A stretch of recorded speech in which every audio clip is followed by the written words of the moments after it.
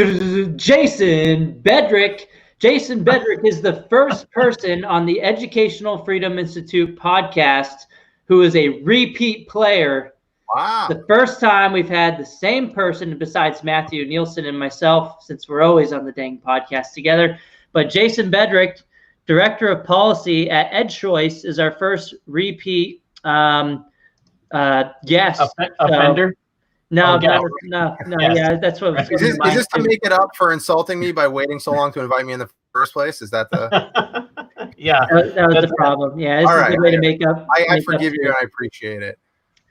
So just for everybody, we have tons of things to talk about, and Jason always has a wealth of knowledge. That's why he's on our podcast again. He's going to give us an update on what's going on in Arizona right now with school choice. If you looked at the title of this talk, we're going to talk a little bit about this book that we've all read, or each one of us have read. I would recommend everyone go check it out. It's by Dr. Thomas Sowell, Charter Schools and Their Enemies. Really shiny cover, but go buy it on Amazon. I'll give everybody the link in a second. And we'll talk about a recent Supreme Court case, the Espinoza versus Montana Department of Revenue, which was a huge win for school choice. So Jason, how about you jump into that? Could you give us an update on Espinoza and what the background of that case was, and what are the implications for different states? Sure. I mean, this is a huge victory for religious liberty and educational choice, and it's a decision that you can trace at least as far back as the Zellman decision in 2001. You can say this is 2 decades in the making. Obviously, it's also on the religious liberty side, the next step in the Trinity Lutheran case. We can get into all those, but really, I mean, this is more than a century in the making. This really is the nail in the coffin for Blaine. I mean, it did not technically repeal the Blaine amendments. I'm sure most of your listeners know what the Blaine amendments are, so I'm not going to give the whole Blaine amendment spiel, but the short version, for those who don't know, is that James Blaine, continental liar from the state of Maine, as he was known, he was a U.S. senator, former House Speaker, almost got a constitutional amendment to the U.S. Constitution that would have prohibited public funds from going to sectarian schools, which was a not so veiled euphemism for Catholic schools. It failed, but they succeeded in getting it in nearly 40 state constitutions. And of course, there you go. This famous or infamous image from Thomas Nast, the famous cartoonist in Harper's Weekly, was actually cited in the decision by, or at least in the concurrence by, Justice Alito. And there you see the Catholic bishops coming ashore in the form of alligators, and this Protestant man bravely with his Bible tucked in his shirt, protecting his terrified wife and children from the massive Catholic immigrants who are bringing with them rum, Romanism, and rebellion. In those days, of course, the common schools, the forerunners of our public schools or district schools, were religious schools. So they taught the Bible, just the Protestant version of it. They led children in prayer, just it was Protestant prayer. And so when the Catholics said, you're running these schools that we're paying for with our tax dollars, but we can't access these schools because they have a different value set than what we have. They teach different religious tradition than what we teach. We think the dollars should follow our own students to our own schools. And of course, the Protestant establishment at the time said, no, our schools are non-sectarian. Anybody can come to our schools, and we'd gladly take your children and Protestantize them for you. So that the legacy of Blaine is effectively dead. And why do I say that? Justice Roberts, and I'm paraphrasing, but this is almost an exact quote, said that state governments do not need to subsidize private education, but if they choose to do so, they may not discriminate on the basis of religion. They cannot say this program is available. Anybody can take these dollars and go to any qualified school, that meets the state guidelines for, an accredited, K-12 private school, unless they teach religion. That violates the free exercise clause of the U.S. Constitution. it is an impermissible form of religious discrimination. And therefore, if you're going to offer a voucher program, you have to offer it to everybody. And that's very much in line with the Trinity Lutheran decision, where they made a very similar decision talking about, in that case, it was ground cover for playgrounds. And it was a church, Trinity Lutheran, that applied for their playground. I think they were running a preschool. And the government said, look, in Missouri, you're eligible. You meet all the criteria except that you're religious. And therefore, because you are a religious entity, our Blaine Amendment says the dollars can't flow to you. That was a 7-2 decision. They said that form of religious discrimination is odious to the Constitution. And this was very much in line with that decision. So again, why do I say that Blaine is dead, even though the Blaine Amendments are still technically in the Constitution of nearly 40 states? Well, because the U.S. Supreme Court said basically when you're interpreting your Blaine Amendment, you need to interpret it in line with First Amendment jurisprudence. And it means that voucher programs are no longer blocked constitutionally in nearly every single state. I say nearly every single state. Actually, I used to. Let's see your map. This was my hand-drawn map. You can see I actually ripped it off. I used to have it next to my desk. This was just sort of my go-to, so I'd remember, okay, which states is it constitutional, and in which states, have we had a lawsuit and it was tested and we won or lost. And you can see even then most states it wasn't tested at all, but most of the states where it was tested, school choice was ruled constitutional, or at the very least, oh my gosh, yeah. Or you're quick. Yeah. You can see that in some states there, they said, like in Arizona and Florida, vouchers are not constitutional, but tax credit scholarships or education savings accounts are constitutional. It got kind of complicated. There's a new map. Corey, how quickly can you pull up the new map from the Institute for Justice? There you go. Here. Boom. So you can see that nearly every state now, it is constitutional with a few exceptions. So in Michigan, where they have what we call the Uber Blaine, and in Massachusetts, where they also have a constitutional provision that is really quite an obstacle. There's not a religious issue. They just say that public dollars cannot flow to private education. At all. Doesn't that still discriminate on the basis of religion in a sense, because only private schools can be religious? You can make the argument. Yeah, so I'm not sure that there's a free exercise clause here issue, but there actually I think may be an establishment clause issue. In other words, that you've essentially established secularism as the state religion. And so, what are secularists today saying? Okay, so religious families are saying, hey, we want to send our children to our schools. We're taxpayers too.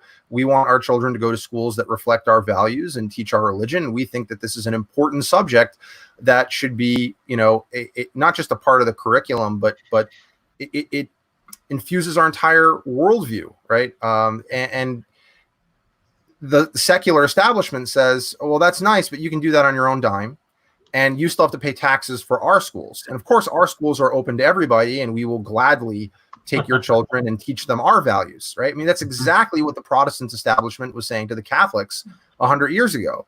Not exactly, but very, very, very close. The core argument that they're making is, I think, a very, very close parallel.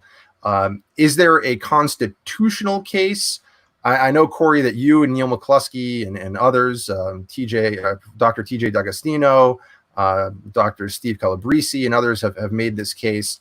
I think it's persuasive. I don't think we're there yet. But look, it took us 20 years to get from Zellman, which says that vouchers are constitutional, that states may enact a voucher program, to the decision in Espinoza, where the Supreme Court said, if you enact a voucher program, which we already determined that you may do, you must include religious schools. I know you, Corey, I won't take it away from you. You had a slight amendment to Chief Justice Roberts, 2-sentence summary of the decision that I think makes a lot of sense. Go ahead. What was that? Yeah, instead of this, you just replace a couple of words, and instead of saying a state need not subsidize private education, you could say, well, a state need not subsidize education, but once a state decides to do so, it cannot disqualify some schools just because they are private. So therefore, if you don't have to pay for people's education through taxpayer dollars, but if you're going to do so, you can't just say, oh, well, this whole type of school cannot be used. It's kind of like saying food stamps can only be used at government grocery stores, or Pell Grants can only be used at public universities. And look, I'm not a constitutional scholar, and I don't play one on podcast live streams. But it doesn't seem to me that there is a strong constitutional case that vouchers are required. I will say,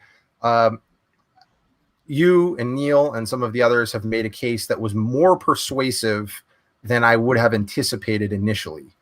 But I don't know that there is actually a constitutional requirement under the federal constitution that be the case.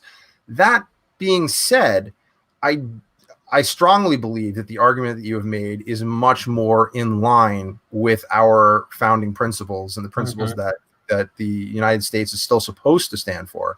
I have long said that our education system should respect and reflect our founding values of liberty and pluralism. And that means the freedom of parents to choose the education that works best for their children. And if the promise of education, of public education, is that every child will have access to a high quality education that meets his or her learning needs, it makes sense that the dollars should follow the child. Like you say often, fund children, not systems. And that if we have a pluralist society, right, that this means that we're going to have a whole bunch of different people who have different religions, who have different philosophies, different worldviews, different values, and that it makes sense that we respect the rights of families to raise and local communities to raise their children in those values. And to have different school systems. And I know that, there's these concerns of balkanization and whatnot. The reality is we've had this experiment with Catholic education for more than 100 years. And we actually find in study after study, including Corey, in a forthcoming chapter in your book, School Choice Myths, which is coming up. I know Dr. Patrick Wolf, he had an essay, a literature review years ago called Civics Exam that was published in Education Next. He's got an updated version of that. And what it finds is that private schools, particularly Catholic schools, do an even better job than the government-run schools at inculcating civic values, civic knowledge, political tolerance, and patriotism, a whole slew of things that you might expect that the government schools would do a better job, because that seems to be the purpose, right? We bring them all together and we teach them the importance of this nation and its founding principles. But actually, the private schools on net seem to do a better job. And also, if we even look to Europe, you have a whole bunch of countries that for a very long time have been funding all different types of schools. Catholic schools, Protestant schools, Jewish schools, Muslim schools, secular schools, trade even schools. Marxist schools. I'm not kidding. And yet, you actually reduce the amount of friction between these communities, because instead of fighting to have their views represented in the assigned district school, they actually all get to have their needs met. And get to have their values expressed in the school that they choose. And then they're not forced to fight with their friends and neighbors who have differing backgrounds and different religious traditions over what's in the local public school. So it's actually a system that I think makes a lot more sense and is more in line with our values as Americans.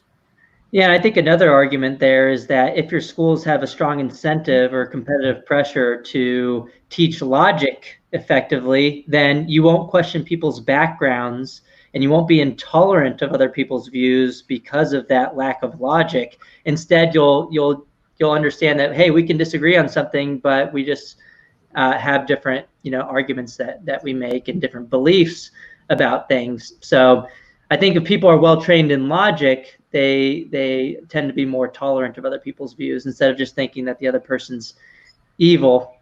Another thing I want to get on Michigan really quickly before we move to another topic is, and Jason, I think I've talked to you a little bit about this before, but their Blaine amendments says no, it's pretty expansive. It says no public monies or property shall be appropriated or paid or any public credit utilized by the legislature or any other political subdivision or agency of the state directly or indirectly to aid or maintain any private, denominational, or other non-public pre-elementary, elementary, or secondary school. So most people have looked at this and said, okay, well, you can't have school choice, but they have publicly funded pre-K programs in Michigan. They have 2 of them that can be used at private institutions. And I looked a little deeper into it, and a couple of them are religiously affiliated institutions as well. So it's strange that they allow certain types of choice, and no one fights against it for certain types of choice like pre-K, but then for K through 12, there tends to be people saying, oh no, we can't do this because of this Blaine amendment. If we can do it for pre-K, we should be able to do it for K through 12 as well. And I also want to point out that they only say public credit, like a public credit. So if you define tax credit scholarships as private, maybe you can still get school choice in Michigan. What do you think? The thing is the look, I wish you were right. Public credit, it's the credit that's public. It's the credit that's offered on your taxes. That doesn't necessarily mean that the dollars themselves are public. But you do make a good point that I can already donate to churches, right? What's that? I can already donate to church to K through 12 church-run private schools in Michigan, right? You can get a credit, you get public credit. Are you getting a public credit for donating to them, or you're getting a tax deduction? I don't know. I'd have to look deeper into Michigan, but it seems like the same kind of idea, right? I'm getting some type of tax benefit, public tax benefit. Right. At the very least, those the programs that you mentioned, though, pre-K, I mean, that does seem to violate the state constitution. I'm guessing that they didn't have anybody who was politically willing to challenge it. Mm-hmm. So real quick, before we leave the topic, functionally for people as a practical matter, what does this mean? What does the Espinoza decision mean? I'm mom A, dad A in New Hampshire or Maine, or why did you bring up those states, Matthew? Yeah, so there you go. So actually, can you pull that map back up? Yeah. I mean, so I'll get to Matt's question in a second with those states. Practically speaking, what does it mean today? Nothing. It doesn't change anything immediately. Except for the families in Montana, where the program has been restored after the state Supreme Court struck it down. Happens to be that Montana has the worst designed tax credit scholarship in the country. It's amazing. You can only donate credit. You can only receive a credit of $150. I mean, so it takes dozens of people just to actually fund a scholarship that's worth much. In Montana, there's only I think 24 families that are actually participating in the program. So at least that program is back, and hopefully the legislature now will go back and revise it, because it's besides that particular aspect of it, it's actually fairly well designed, but that one aspect cripples the program and makes it almost inoperable. And that's why I call it the most poorly designed. Then you've got these other 4 states in yellow. First, Michigan and Massachusetts, it changes nothing. School choice is still blocked there. In Arizona, Hawaii, and Kentucky, they still have the option of passing a tax credit scholarship, or in some cases an education savings account, but they do not have the ability to have a directly publicly funded voucher program. But look, Arizona is already one of the most robust states for educational choice. They've got 4 tax credit scholarship programs. They have an education savings account. About 5% of the population is already participating in these programs. Plus, they've got a very robust charter sector. And then there's open enrollment. When you add all of those up, at least in Maricopa County, where the majority of the state lives, you've got more than half of students are enrolled in some sort of choice program. Most of them in public school choice, going from one district to another district. The next big change, as Matt foreshadowed, will be in Maine, New Hampshire, and Vermont, where they have what are called town tuitioning programs. Now, in those states, first, Maine and Vermont, those programs date back to the late 1860s, early 1870s. Those are the oldest school choice programs in the country. And in New Hampshire, they were de facto doing town tuitioning for at least more than a century, but they only made it clear in statute that this was permissible a few years ago. But what it means is that, look, they've got a lot of rural areas that have very small populations. They don't have a sizable enough population to run their own district school. So they would either contract with a neighboring town and send their kids to that town, or they could actually contract with private schools. That's what the town tuitioning is. But each of these programs said, if you're going to contract with a private school, it must be a secular school. And so the Espinoza decision seems to say that in those cases, they can't simply exclude religious schools. So there's already a lawsuit in Maine. I hear that there's likely to be a lawsuit in New Hampshire and Vermont soon. And I expect that the appellate court will rule in favor of the plaintiffs and say that, yes, the clear implication of Espinoza is that this is religious discrimination and it has to stop. Is IJ working on those cases, or are those? Yes. Yeah. IJ already, the Institute for Justice already filed a suit in Maine, and I'm hearing that they're likely to file suit in the other two states. Right. Cool. Well, more to come on that. So yeah, my point was, and I wanted you to explain it because you did it much better than I could. But my point there with the question was, the Supreme Court has decided this, but there's legwork still to be done in all of these places, because now it has to, that decision from the top, now the Supreme Court has to filter down through state statute, and it needs to be litigated. It needs, however that comes out in each state, however that decision from the Supreme Court manifests itself, it will manifest itself differently from state to state. We know that, but at least there's that decision that's beneficial to families across the country. So that's nice. Certainly. So Jason, cool. What's going on in Arizona? Yeah, tell us about ESAs. So in Arizona today, the State Board of Education had an open meeting where they solicited feedback from the public for a draft of their regulations pertaining to the Education Savings Account program. There was a bill that was passed earlier this year. It was one of the last bills that was passed before the state legislature shut down due to COVID-19. I believe it was SB 1224. Which made a number of changes to the Education Savings Account program, one of which was that it shifted a lot of the oversight of the program to the State Board of Education. And I will give them a lot of credit. This wasn't something that they were asking for or soliciting, but it was something that a lot of parents were asking for, particularly after, the parents have for many years been struggling with the Arizona Department of Education to get their needs met, and all sorts of stories. I mean, I speak to parents on a fairly regular basis, and you hear these stories.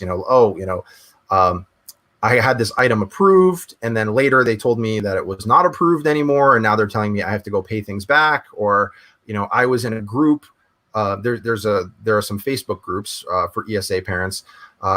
Somebody said that they had this certain item approved and it looked really cool, and I decided to buy it for my kids and we really liked it, and then all of a sudden it gets denied. It was approved for somebody else, but now it's denied for me, and they send me a threatening letter saying that you're you're engaged in fraud and you've got to pay this back. So parents have been struggling to get clarity on which items were allowed and which weren't. One thing, for example, subscription services. These are becoming increasingly popular, especially while schools have been shut down and people are at home. You've got these subscription services where they're sending you curricular materials, and very often they're sending you like STEM experiments. STEM is our acronym for science, technology, engineering, and math. Or sometimes you hear STEAM where they add art. And so they're getting all these projects, but because it is not technically part of a curriculum, however you might define that, the department has reversed a previous ruling where the department previously allowed these. Now the department is saying, well, these are no longer allowed. So parents are just really, really frustrated. Oh, by the way, I should just, I want to make one note. You often hear the program be attacked for being unaccountable and for all this misspending. Well, all those categories I just described, where parents are just honestly trying to educate their children, those are counted as misspending, even though they're actually buying educational products that have been approved previously or approved for some people and not for other people. And despite all that, the Auditor General found that less than 1% of spending in the program actually was misspent. And that includes all of the honest categories of misspending. So this is far more accountable than nearly any other government program that you'll find out there. I can guarantee even more than in the district school system. So the parents. So parents. Yeah. So the parents that get money to spend on their children's education are using it for their children's education. Yes, and now there have been some cases where people bought clothing, or they bought what were some of the crazy televisions and stuff. TV, there were a few cases people were using debit cards, and sometimes the debit cards got stolen.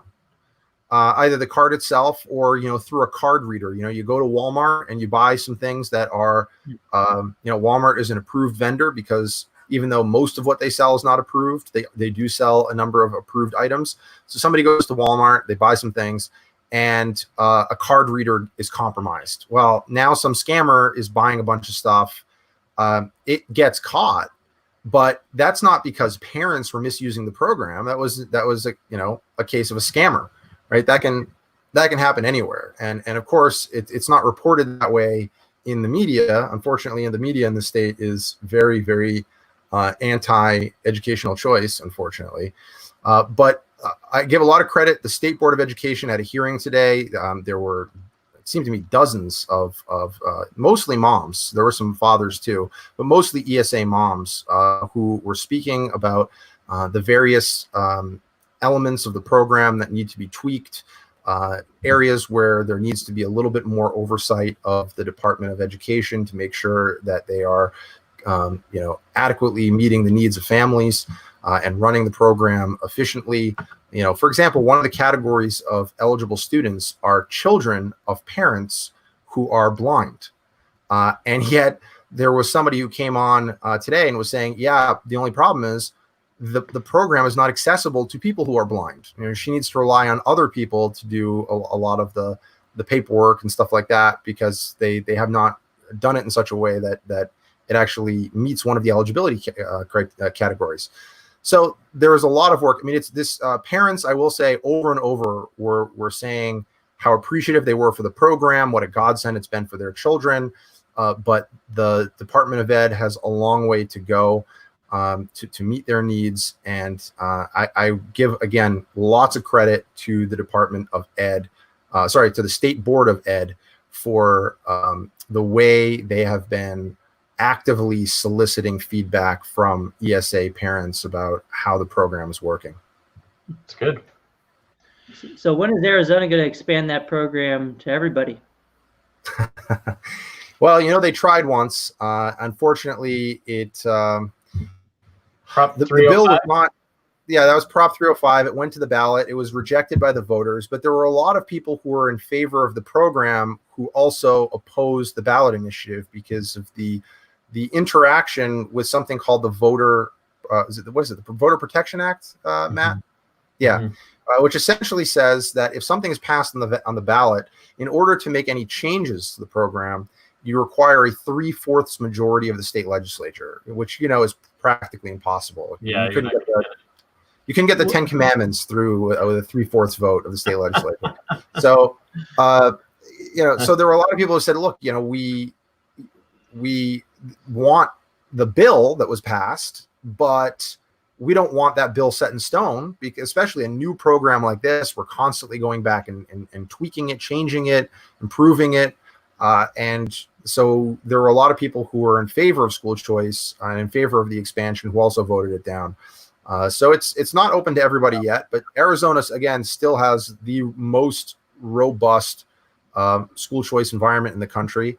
And we have another program called the Tax Credit Scholarships, which there are 4 different types. One is for switchers, those switching out of a public school system.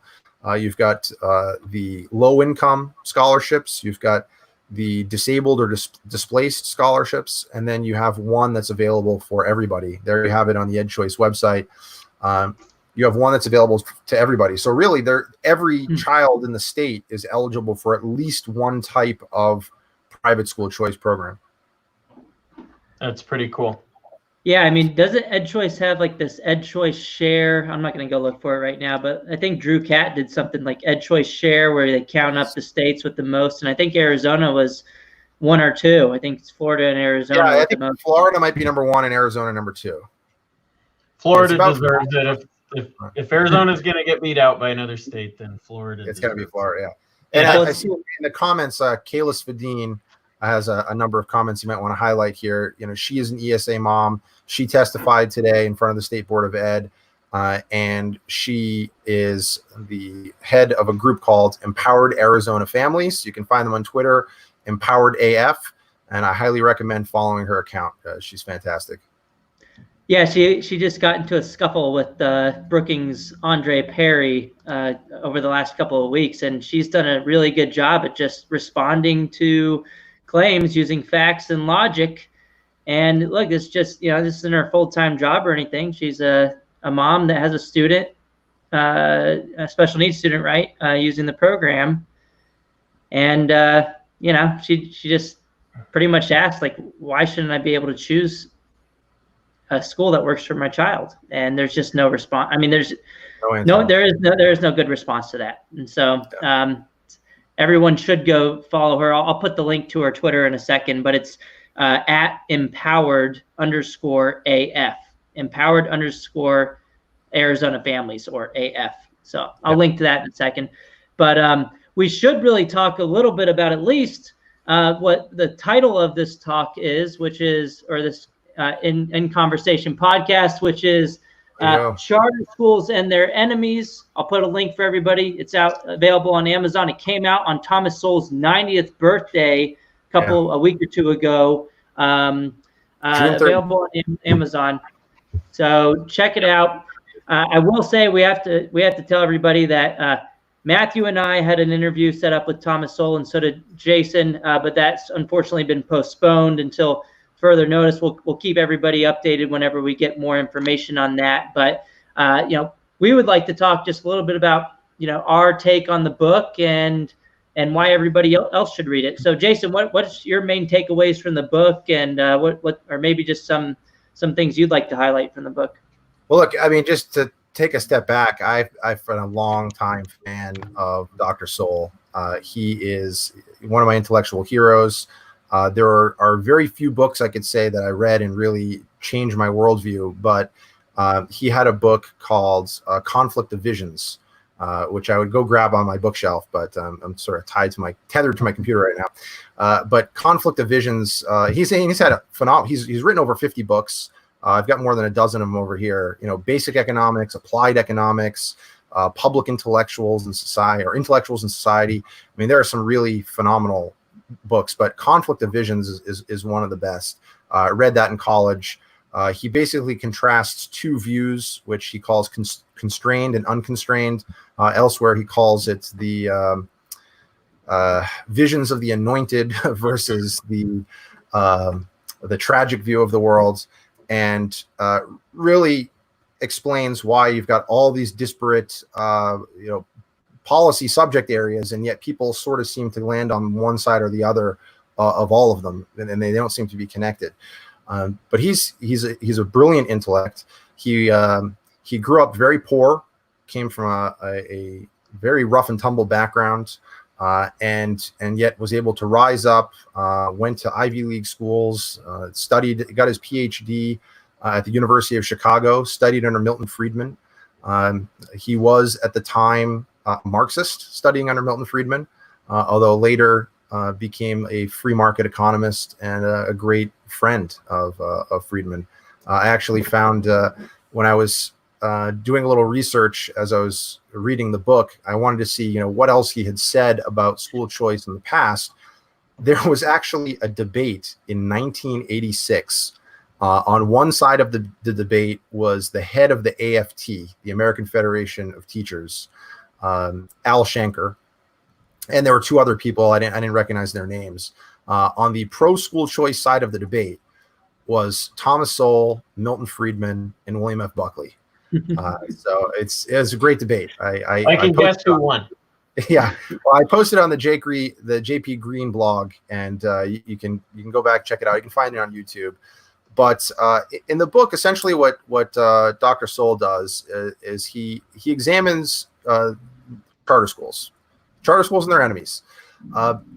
He doesn't cite other research or anything like that. What he does is he tries, essentially it's not exactly a random assignment trial, but what he does is he says, look, let's take charter schools. You've got a whole bunch of charter schools, particularly in New York, that are co-locating, meaning that they are literally in the same building as a traditional district school.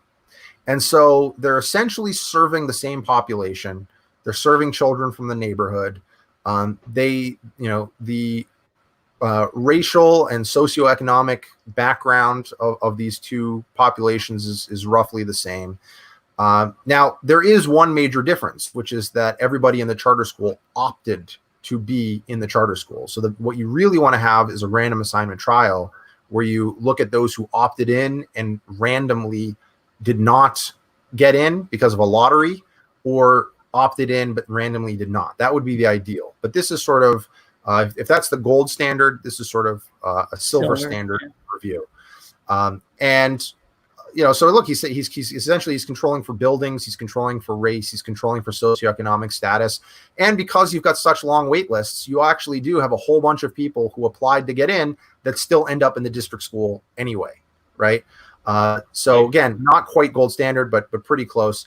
And with, I think, one exception, these they're really CMO chains, charter management organization chains. So primarily, and correct me which ones I'm missing, it was KIPP, it was Uncommon Schools, Success Academy, I think one was called Aspire, and I think there was a fifth, if I'm not mistaken. The Democracy Prep? I don't think it was. I don't think Democracy Prep was one of them. You got four of them there for sure. Yeah. But in any case, those are the ones that came to my mind.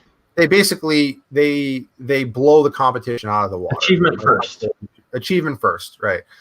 So they at least on these measures of test scores, which are not the most important or only important things, they are a very important thing. He shows that they are blowing everybody away, and they're doing it at less per pupil than the traditional district school with a very similar population. Mm-hmm. Okay, so why aren't these then hugely popular? He says, well, there's millions of reasons why there's a lot of opposition in the form of millions of dollars, really billions of dollars that are at stake. And then he just details all the different ways that these schools or that the district school establishment tries to prevent charter schools from growing. Despite that, I mean, in the last 20 years, you've basically had more than a quintupling of the number of students that are in charter schools, even though the district school population has increased by about 1%. So, but they find all sorts of very creative ways of making sure that the charter schools don't grow. Some through regulation, others through, I mean, even things like, there was an example from Tucson Unified. Tucson Unified here in Arizona was going to sell a building.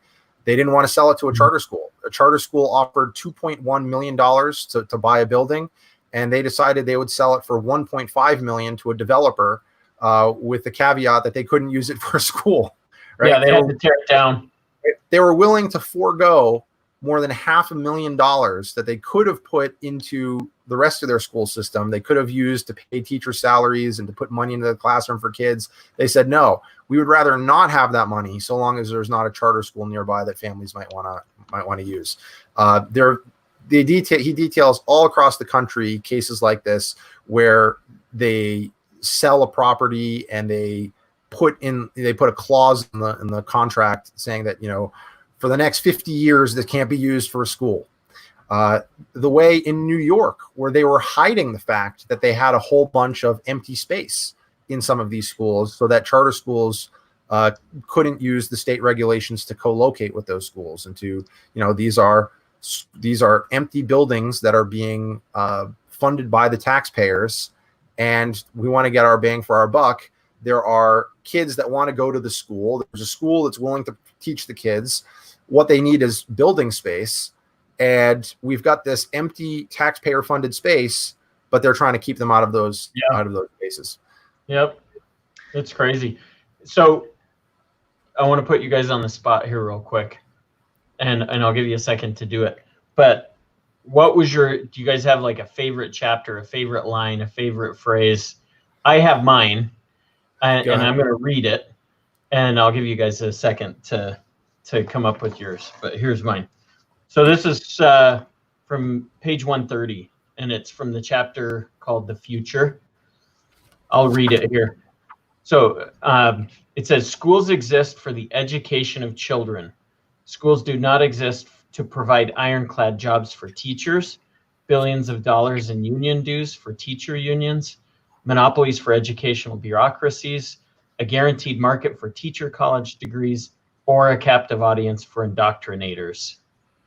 So that's my spot. And all of this funny, I had started writing a review, and I was going to quote that because I was going to say he has this radical idea that the purpose of education, of public education, is to educate children, and it's not for the adults that are in the system. Yeah.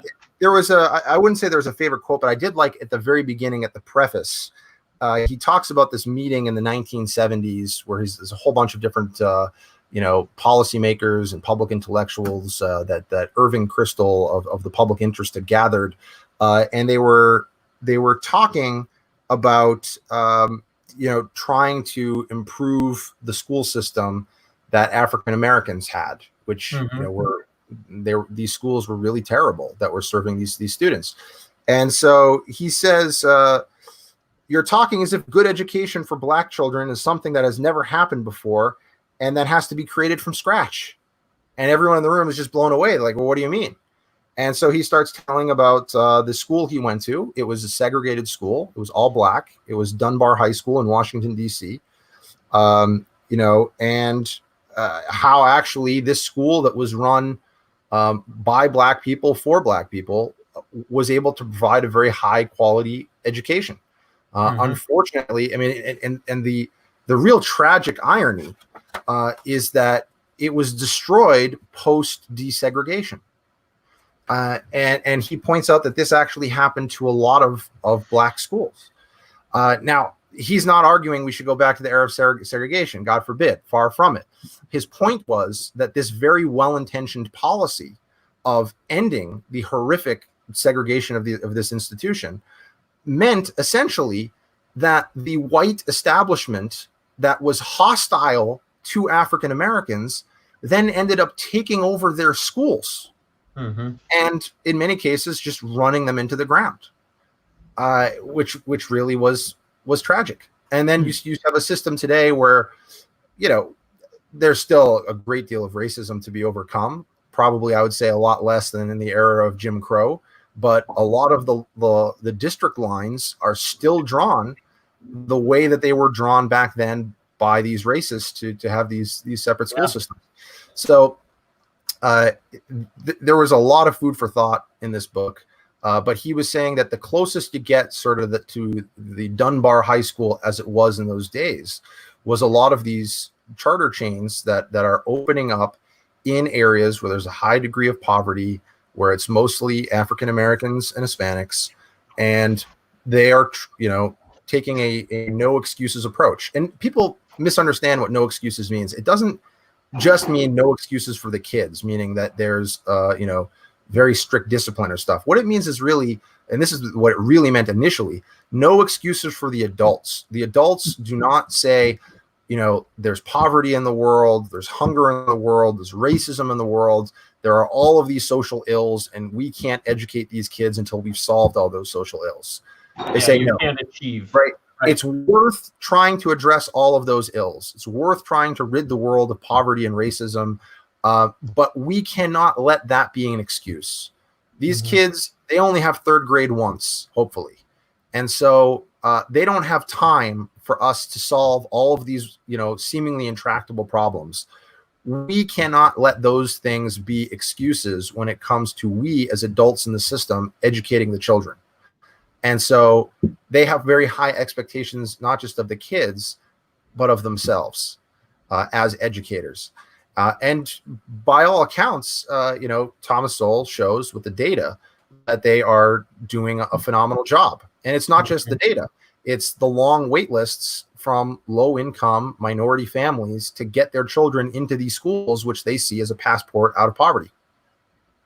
Yep. And it's interesting, do you guys ever, Peter Robinson at the Hoover Institute? Yes. He does Uncommon Knowledge, the podcast, and Thomas Sowell has been on that a bunch of times. He went on, I think the day after, he did a podcast with Peter Robinson, Thomas Sowell did. And it was interesting. He said that this book, he had spent, I can't remember exactly the way that he phrased it, but he said basically that he put more effort and his own time and more research personally into this book than any other book he's ever written, which is saying something, because he's written a lot of books, as you said earlier, Jason, and a lot of them are really great books. Oh, yeah. But this is a book that he's wanted to write for a long time. I thought that was interesting. Hey, and Matthew, it looks like you have someone that's very interesting on your wall. He was pointing earlier. Went out of the picture. Yeah, I'm going to zoom in a little bit. Yeah, I like how Jason pointed out that he did some of his own data analysis on New York City charter schools compared to the traditional schools that weren't random assignment, but still pretty rigorous in that you're controlling for location essentially and student populations. But I shared in the chat also the random assignment studies are also positive for charter schools in general. And I linked to a working paper by Ron Zimmer and his colleagues that were released at the Brown University's Annenberg Institute. He did a review of the evidence and similarly finding that random assignment studies tend to be positive. I will say that the starkness of the positive findings here, I mean, the magnitude of the findings are much greater. The difference was quite stark. I want to also draw attention to what he writes at the end of the book, to whom the book is dedicated. And he says that the book is dedicated to those children whose futures hang in the balance. And he means it. I mean, this is, who knows how many books he has left in him. He's at 90 years old. He's still pumping out books, but clearly this was a labor of love. And the fire and passion that he has on this topic really does shine through, particularly in his closing chapter and in his chapter where he talks about the all the people who are trying to stand in the schoolhouse door and prevent families from accessing charter schools. And he also wrote a couple opinion pieces on this, one in the New York Post where the title is "Charter Schools Are the Best Way to Wipe Out Educational Disparity." He also had one at the Wall Street Journal that I'll link to in the comments too. Yeah. Yep. It was an interesting read. A lot of that data at the front end of the book is familiar. It's been talked about in other publications and of course studies. That's where that all came from. But his commentary, I've always just, probably like you, Jason, I've always just found compelling. And so his commentary on the data in the later chapters in the book is just really interesting and engaging. So for anyone that doesn't have the book yet, I encourage you to get it, read through it. It's a good read. Any other comments on the book? I think we're coming up against an hour right now. So about 10 minutes away from that. But I think Corey had one last item he wanted to discuss with his he called out Joy Behar today. Yeah, so I want to show a little clip from Behar, Joy Behar from The View, which Inez Stepman was the first one to call this out. She's at Independent Women's Forum, but she's also an advisory committee member, just like Jason is, at the Educational Freedom Institute, where there's just this false claim that's been going around for way too long. But here, check it out. Here's the clip. Well, then why do they keep defunding it? Why do they keep defunding education? Every time I turn around, it's less money. I was a teacher. I know what I'm talking about. Okay, Megan? I was a teacher. I know what I'm talking about. I mean, it's one thing to appeal to authority. It's another thing to appeal to authority and be wrong at the same time. Yeah, so, Corey, why don't you pull up a chart that shows the inflation-adjusted funding? Yeah, we can pull up the Andrew Coulson chart. It's probably the easiest one. But yeah, I also have one. But and there were, it did dip slightly during the Great Recession, but it's moving back up. But the reality is that even after you adjust for inflation, the average per pupil funding, right? Look, not just since the 50s, but every single decade it's gone up. Even since 2000, it has gone up considerably. Now, yes, this is in the aggregate, and it varies from district to district. That doesn't mean that there aren't some districts out there where they have had real cuts. That is the case. But if you're talking in the aggregate, we have been investing more and more and more. We have been the rate of increase on public spending per pupil on K-12 education has been increasing considerably faster than inflation. Well, that is and the other fact. Yeah, and the other important point here is what's the average? You guys know better than I do off the top of your head. What's the average percent of total state budget nationally that each state spends on education? It's usually around half. And for many years, it was the highest of all budget categories for pretty much every state.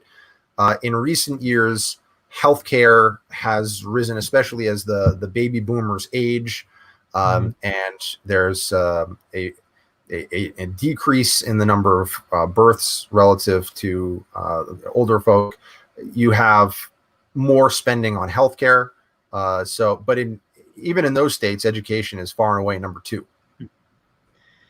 Yeah, and I think what people mean when they say that education has been defunded, it's either they're not getting the increases that they want, so that's a cut relative to what they really wanted, or they're just saying that the money isn't going to the classroom, which is kind of what Ben Scafferty pointed out in his staffing surge report, that we're increasing funding, but the teacher salaries aren't going up, and if we want to be generous to Joy Behar, who said she was a teacher, the fact is teacher salaries are not going up.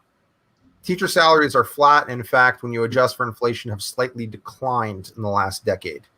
Okay, but why is that? So how is it that you have the overall budget going up, you have the per pupil budget going up, and yet teacher salaries are going down?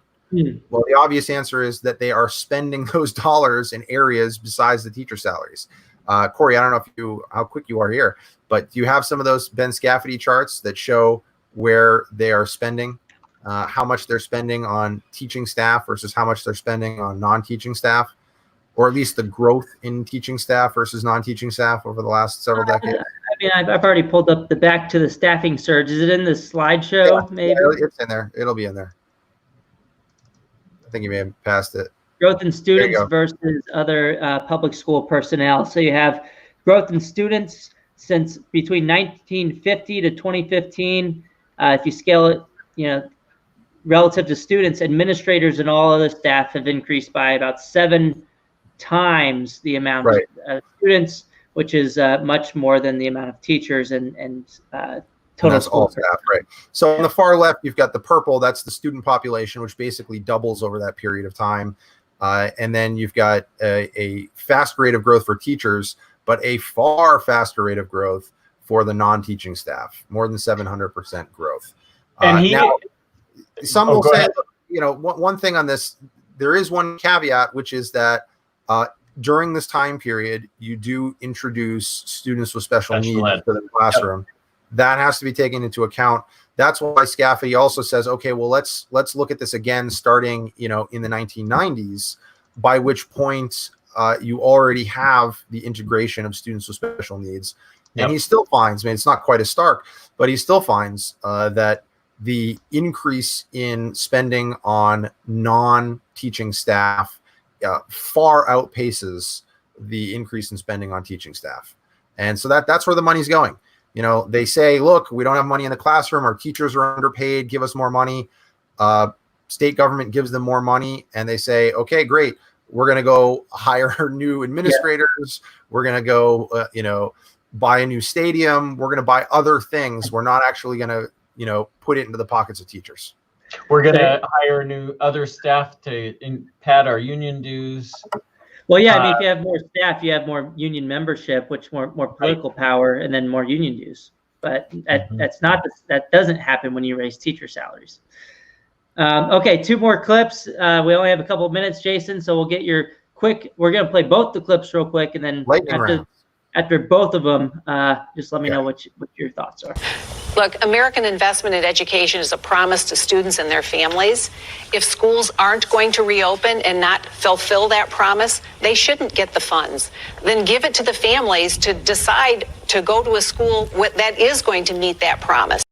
One more. If your child's school won't open this fall, demand your money back so you can find an alternative. It's your child, it's your tax dollars. Why should you pay for a service you're not getting? Okay, my immediate thoughts are this. This is a matter of local control. It varies. I don't think the president or the Secretary of Education should be saying that every school system has to open in the country and pressuring them. Because look, the needs of Orlando and downtown Phoenix and New York and Philadelphia and Los Angeles are going to be very different than the needs of some very rural areas. And even, some rural areas are going to have different needs than other areas that are also rural, or suburban versus suburban, urban versus urban, right? It depends on how the disease has struck your area. And it depends on, what sort of infrastructure you have, whether you're prepared to go to, do you have the physical space that you can be socially distant in your school or not, right? Think of some of those buildings we discussed earlier that have lots of empty spaces. Okay, well, maybe they're able to open in that school because they can put smaller numbers of kids in the classrooms. Or they can, they're going to be open part-time. They're going to open 3 days a week. Have a staggered schedule for kids coming in. There's a variety of different things. These decisions need to be made at the most local level possible. The family unit, right? But families and local communities. Now, that being said, if a school just simply can't get their act together and be open, I do think that the money should follow the child's. I don't know that the feds can require that. I know that there has been some talk of this, or at least they would put some stipulations on federal dollars. Again, not a lawyer, not playing one on a podcast. That's something that needs to be looked into. I don't know that the feds actually have that kind of authority, but states, certainly state policymakers should be saying, look, we have an obligation to provide a public education to every child. Pretty much every state constitution does require that. And if we cannot meet your child's needs, we're going to just, give you a portion of those dollars and let you go figure it out for yourself. I think that's only right and fair and just. There was a really good op-ed that talked about that. Came out recently. Hey, did you see that clip from Jay Sekulow? He was on Fox like last night or something, and same show that the other clip came from. But he was talking about how his organization, I don't even know the name of his organization, could help families take the school districts to court if they don't reopen, because like you said, the state constitution says they need to provide kids with an adequate education. Well, if you're not providing that, well, then, maybe some of the families will try to push back at the local level. Very possibly. But again, it would probably have to be under the state constitution, not the federal constitution. American Center for Law and Justice. Yeah. I'll share it in the notes. But cool, we're already in an hour. That was way too quick, Jason. We probably had more things we could touch on, but we got some lightning round at the end. We'll have to have you on for a third time, of course. So sounds good. Thanks for having me, guys. Yeah, thank you so much, Jason, Director of Policy at EdCHoice. And again, this is Corey DeAngelis and Matthew Nielsen at the Educational Freedom Institute and other organizations. Until next week, this is the Educational Freedom Institute podcast. Thank you so much for listening.